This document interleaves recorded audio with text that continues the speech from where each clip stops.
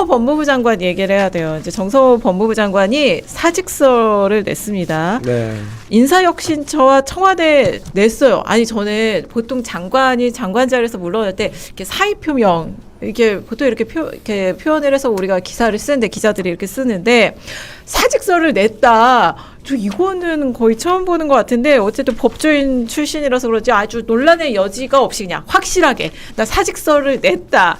이렇게 이제 언론에 알리게 된 거예요. 근데 그러면 사직서를 뭐라고 썼을까도 궁금하잖아요. 일신상의 사유로 인해서 이제 뭐 직을 그만두려고 한다. 뭐 이렇게 썼을 젖을 모르겠는데 가늠할 수 있는 글이 있어요. 정성호 장관이 오늘 페이스북에 글을 올렸어요. 이제 뭐라고 썼냐면 건강상의 이유와 함께 검찰개혁과 관련한 주요 입법이 마무리되었기 때문이라고 이제 이유를 적었는데 근데 나머지는 무슨 이제 어디 장관 임기를 시작하는 것처럼 내가 국회에 돌아가면 해야 될 일들 막 포부를 엄청 적어놨습니다. 그래서 이렇게 적었어요. 저는 다시 국회로 돌아가서 국민주권 정부의 성공, 나아가 대한민국과 국민의 성공을 위해서 최선을 다하겠다. 뭐 국정 뒷받침, 신뢰받는 민주당 만드는데 1조 뭐 이런 얘기 쭉 적은 다음에 핵심이 있습니다. 국회와 정부는 형사사법제도의 소유자가 아니다. 이 대목에서 진짜 좀 굉장히 좀 인상적이라는 생각이 들었는데 그러면서 정권이 민심을 떠나서 존립할 수 없듯이 주권자인 국민의 마음을 얻지 못하는 개혁도 지속 가능하기 어렵다. 앞으로 시행을 앞둔 형사소송법에 대해서 많은 국민이 걱정하고 계시기 때문에 신속하게 보완해야 한다. 이런 얘기를 했습니다. 그러니까 거의 국회 기다려. 내가 간다. 이제 내가 옆자리로 간다. 이게 청문회 많이 보셨고 가보셨고 했겠지만 저도 느껴진 점이 그 자리에 앉으면 주눅 들 수밖에 없겠더라고요. 네. 거의 7분, 8분이 그냥 집중 포화를 네. 때리잖아요. 그리고 뭐 말하려면은 기다리세요. 아직 말 안 끝났어요. 하면서 예, 때리고. 아니요로만 답하세요. 네. 근데 이제 내가 그 옆자리로 가서 다선 의원으로서 장관 출신 다선 의원으로 가서 이제 내가 선배로서 컨트롤하겠다라는 포부가 있는 것 같고 장관으로서 할 수 있는 모든 역할을 많이 하셨죠. 그리고 실제로 법사위를 보면 제가 고통스러울 정도로 논리적으로 뭔가를 설득을 해서 가기보다는 정말로 인신 공격에 가까운 공부하세요? 뭐 이런 얘기를 하거나 그런 것들이 너무 많았기 때문에 그거를 견디기가 너무 힘들다. 그리고 여기에 대해서 어느 정도 나는 선을 긋고 싶다. 그리고 거기에 대한 후속 작업이 진행될 때도 이렇게 주먹구구로 흘러가서는 안 된다라는 것에 대해서 내가 의원으로 역할을 하겠다라는 의지를 보여줬다고 생각합니다. 네. 그러니까 뭐 은정아 용민아 밥 먹었니? 형 왔어? 뭐 이런 거 같은데 이제 그 자리에 앉아서 사실 이제 법무부 장관 자리에 앉아서 힘든 거는 뭐 다른 것보다 뭐 잡돌이는 누구나 당할 수 있는데 이제 대표해야 되는 사람이 많아서 그런 겁니다. 그래서 한마디 했을 때 이제 청와대로 해석되고 정부 의사로 해석되고 이러니까 그런 건데 어쨌든 그 부담에서 좀 벗어나고 싶은 것도 있고 이 형사소송법 개정안에 대한 책임을 질 사람 중 한 명이기 때문에 빨리 와서 정리하고 싶을 거예요. 강성필 선배 늘 얘기하시듯이 당에서 어떤 이번에 그 형사법 과정에서 친명 의원들의 화력이 너무 없고 화력이 문제가 아니라 화력 자체가 없어요. 포문이 너무 말을 못했죠. 그 너무할 정도로 그렇기 때문에 본인이 와서 이제 한 명 한 명 좀 뭐 군 사병을 모을 수 있고 이런 움직임을 시작하실 것 같아요. 그러니까 그게 좀 필요하고 왜냐하면 이거 빨리 안 바꾸면요 진짜 지지율 계속 떨어질 겁니다. 근데 그거를 그 정성호 법무장관이 국회로 돌아와서 형사소송법이 지금 통과된 지 얼마 되지 않았는데 이번 얘기는 그거잖아요. 이게 통과돼서 시행되기 전이라도 문제점이 있을 것 같으면 또 고쳐야 된다 이런 얘기를 하고 있는데 이걸 또 고치려고 했을 때 지금 당대표 선거 기간 동안에 가장 극렬하게 부딪혔고 충돌했던 게 보안수사권에 대한 완전 폐지냐 아니면 일부 존치냐 이건데 이거를 다시 꺼내 들었을 때 당이 과연 그 갈등을 감당할 수 있을까? 이런 생각이 들어요. 그러니까 이 보안수사권 완전 폐지를 주장했던 사람들은 아니 지금 시행도 안 된 것에 대해서 왜 미리 걱정해갖고 이런 것들을 또 고치려고 하냐.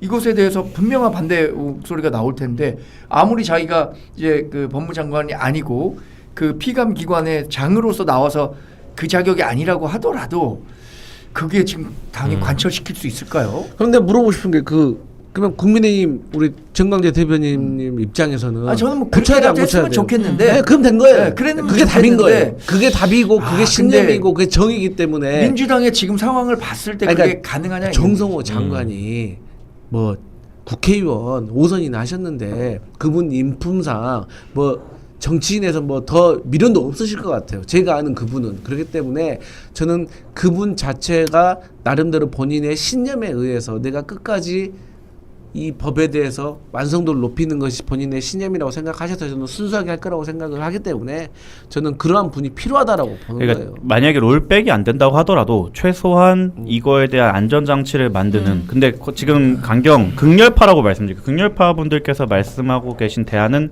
저는 대안이라고 보여지지 않기 때문에 그게 아닌 실질적인 대안이 가능한 기능 가능한 대안을 좀 모아주시는 역할이 되지 않을까. 왜냐하면 말씀하신 대로 민주당 내에서 개별 의원분들한테 물어보면 그거 안 했으면 좋겠는데 그거 별론 건 아는데 너무 저쪽에서 소리를 내. 그리고 안 하면 뭐 아까 최민희 의원 말처럼 막 의총 공개해서 낙인 찍자라는 시도가 네, 있었을 네. 정도로 거의 이거는 거의 뭐 그냥 밀어붙인 거거든요. 근데 이 부분에 대해서 어떻게 보면 이걸 반대할 때에 국회 내에 구신점이 없었다. 그렇다고 한다면 5선 의원인 정성호 장관이 그런 역할을 해준다고 하면 당 내에서도 실제로 보안 수사권에 대해서 잘 솔직히 이해도가 낮은 의원분들이 너무 많았고 이해도가 있고 반대를 함에도 불구하고 저 사람들의 너무 강렬한 태도 때문에 그 섣불리 나서지 못한 분들이 있는데 그 구심점이 돼주지 않을까. 그렇다고 한다면 뭐 롤백은 모르겠지만 최소한 좀 진짜 실효성 있는 네. 대안에 제시하는 어떻게 보면 하나의 축이 돼주시지 않을까 싶어요. 아니 그럼 올백하라고 우리는 얘기를 해야 돼. 맞아요. 저는 그런 생각이 들고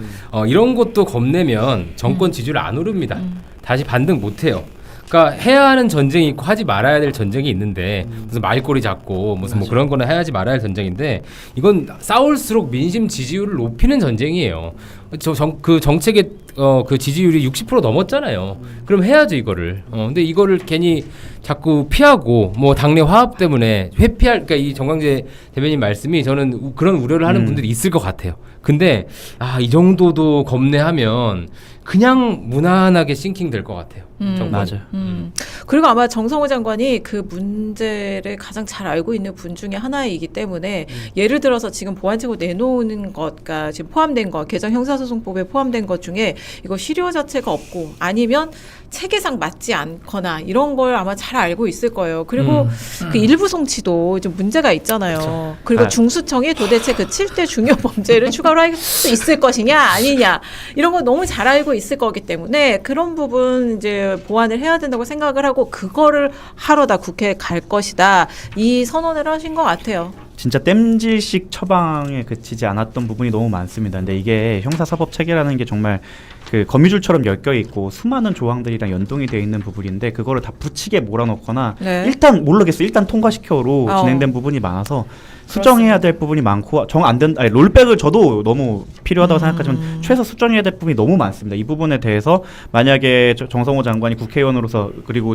중진 어른으로 돌아와 준다고 한다면 민주당이 진짜로 일을 하는데 나아갈 때 큰 역할을 해주실 거라 믿어지지 않습니다. 근데 저는 흥미로운 반응이 이제 정성호 장관이 사직서를 냈다고 이제 기사가 나오자마자 이성윤 최고위원과 김용민 의원의 반응이 굉장히 흥미로웠는데요. 중도 사퇴 안 된다. 검찰 개혁 마무리하고 나와야지 무슨 소리냐 이런 글을 SNS에 잇따라 올렸어요. 아니 그러면서 이제 함께 도는 게 김용민 의원이 올해 7월에 정성호 장관 사퇴를 요구하는 기자회견을 또 국회에서 하도록 그 소개를 했더라고요. 그러니까 의원이 왜냐면 그 중재를 해줘야 의원실에서 중재를 해줘야 기자회견을 할 수 있기 때문에 저기 또 기자회견장에 갔어요. 김용민 의원이. 네. 그러니까 저는 집권 야당이라는 말이 나오고 최소한의 같은 소속으로서 저는 예의가 없다고 생각을 해요. 저는 그게 불만이에요, 사실. 그러니까 사람이 살다 보면 신념이 다를 수 있고 의견이 다를 수 있죠. 그런데 그거를 표현하는 방식이 저는 상당히 중요하다고 보거든요. 근데 아니 무슨 자기 당 선배한테 뭐 이렇게 흔들어가면서 하는 게 맞냐고요, 그게. 그러면서 뭐 공부해라, 뭐 대하는 태도가 무슨 검사가 범죄자 취조하듯이 지금 정성호 장관이 뭐 몰라가지고 힘이 없어가지고 그 자리에서 당하고 있는 겁니까? 그래도 본인은 국무위원이고 국민의 대표자이기 때문에 그걸 참고 있는 건데 그거를 알면서 그러면 더 나쁜 사람이고 모르면 무능력한 거죠. 근데 이제 와서 뭐 그만두니까 뭐 그러면 안 된다? 저는 이런 분들은 총선에서 심판해야 된다고 봅니다. 잊지 않아야 합니다. 세나게 같은데 보면 이렇게 펜스를 앞에 두고 개들이 막 이빨 내고 으르르 싸웁니다. 펜스 딱 없어지는 순간 온순해져요. 김용민 의원이 그렇게 이제 직접 얼굴 면대면을 만나야 되니까 네. 갑자기 온순해지지 않을까 싶어요. 아니 사실 저는 어느 순간 의원들이 상임위원회 할 때 그러니까 지지자들이 보는 쇼츠 생산용 질의가 아니라 그냥 그 장면을 연출을 하는 거죠. 지지자들한테 나 이렇게 보안수사권 완전 폐지를 해서 이 정도로 했다. 상대가 누구인 건 중요하지 않은 것 같습니다. 그 순간에는. 그 야당 의원은 진짜 야당 의원도 그렇게 하면 막 항의를 하잖아요. 그러니까 이게 스웨그라고 하는데 그 질의할 때 그 작은 태도 하나가 저는 상당히 불편하더라고요. 그러니까 자 다음 봅시다 막 이런 식으로. 그러니까 저는 국회의원이가 됐든 누구 됐든 간에 객관적인 근거를 가지고 설득하는 거예요. 그러면 본인이 그 근거에 대해서 또 다른 대응 논리를 대지 못하면 그 사람이 지는 거고 그걸 보는 사람들이 다 판단을 합니다. 근데 그거를 마치 조롱하듯이 하는 거는 저는 정말 실망스러웠다. 특히나 이제 같은 구성원들끼리. 잊지 맙시다. 그리고 그거는 몇몇 그 의원들뿐만 아니라 법사위의 거의 모든 그 맞아요. 의원들 민주당 의원분들뿐만 아니라 거의 그냥 국회 문화가 됐어요 요즘. 네. 예전에는 이제 여기 보좌관 선배님 계시지만 대선배님 계시지만 국정감사 때만 그렇게 조금 허용이 됐어요. 맞아요. 좀 우리 오버할게. 이럴 때는 우리 뭐 철이잖아. 리얼돌 가져오고 뭐 난리도 아니냐. 그런데 이제는 일상이에요 그게. 매번 쇼츠 과잉 할리우드 액션이 난무해요. 참. 뭐 씁쓸합니다. 네. 근데 그 자체가 하나의 산업이 돼버려가지고 네. 뭐라고 하기도 이게 애매한. 딱 질의를 하기 전에 보좌관 분께서 이미 건너편으로 이제 국힘 아, 쪽으로 그럼. 가갖고 네. 이미 핸드폰 이렇게 들고 계세요. 그럴 거예요. 그러면서 이제 딱 한 맞춰갖고 딱 하는 걸 보면서 정말로 저는 물론 제가 갔던 청문회나 이런 분에서는 어떻게 보면 제가 제기했던 의혹이나 제가 도와주는 분들을 도와주기 위한 부분이지만 좀 자기적이라는 생각이 많이 들었거든요. 그리고 솔직히 그 질의나 이런 부분에 대해서도 공부를 좀 하고 디테일을 확인을 해갖고 그 사람에게 새로운 정보를 얻어내야 되는데 혼내는 장면을 연출하려고 하거나 아니면 지금 핫한 저 사람이랑 나랑 어떻게든 엮어갖고 하나 장면을 만들려는 거는 사실 뭐 정치 자영업자로서 그럴 수 있는데 그게 도가 좀 지나친 부분이 정치 자영업자. 특히 법사위는 좀 심했다. 그래서 이 부분에 대해서는 계속 누이 말씀드리지만 지난번 전대 때 잘못하신 부분들에 대해서도 유권자분들께서 잊지 않아야 되지만 네. 지난 법사위 그리고 이번 법사위에서 또 했던 모습에 대해서는 유권자들이 꼭 기억하셔야 된다고 생각합니다. 근데 국회의원은 정치 자영업자는 아니죠. 사실 많은 세비와 9명의 보좌진들을 고용할 수 있고 얼마나 많은 인프라들을 하고 있습니까? 그러니까 제가 생각하기에 그 정치 자영업자라는 생각으로 내가 여기서 튀어야 다음 표도 받고 또 공천도 받을 수 있다. 이렇게 생각하는 데서 이 쇼츠 정치의 네. 폐악이 시작된다고 생각하는데 그걸 비판하신 거예요. 자영업자처럼. 한 비꼰 거. 거죠. 그래서 그러니까 그 국회의원들은 자영업자가 아님에도 불구하고 네. 그렇게 자영업자처럼 행동하니까 그게 문제인 거죠. 맞습니다. 근데 김용민 의원실 SNS에 김용민 의원의 SNS에요. 좀 전에 이런 글을 또 올린 모양입니다. 큰 바다에서 다시 만나자. 이게 무슨 말이죠? 저거 잿마을에서 강퇴당해서 제명인의 마을 운영진이 김용민 의원 강퇴 동의 여부 묻는 투표를 시작을 했대요. 그러니까 이런 SNS를 올렸다가 나는 이제 강퇴를 감수를 하고 강퇴가 되더라도 우리 큰 바다에서 다시 만나자. 저번에 그 최민희 의원도 강퇴 나가셨죠. 네. 그렇죠. 러시아 득표율이 나왔던데